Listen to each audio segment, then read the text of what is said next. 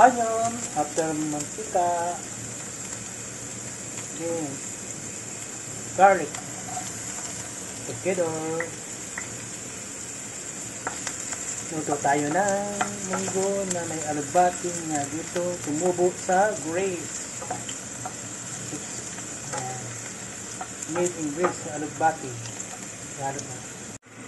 So, next. Ayan. 4 big shrimp. Because dalawa lang kami, kaya dalawa kami ng aking asawa. So, next. Dito.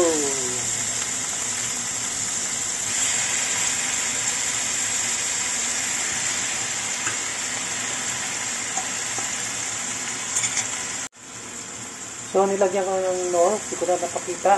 Yan o, nor to. Yan, may nor. So, black pepper. Right.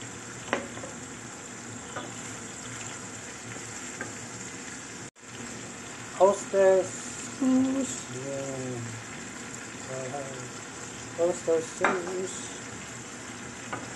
Masarap ang lasa.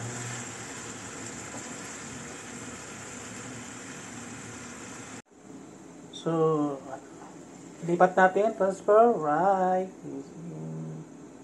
Alright. Okay. It's boiling. Lagyan natin ang alugbati. Alugbati made in Grace. Alright. Takpan natin yan. Ayan po, may hipon, malaki, alugbati sa munggo.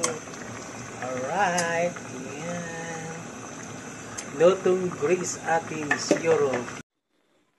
Okay, ayan na po, ready na po ang ating alugbating munggo na may malaking hipon. Alright, thank you for watching. Salamat po.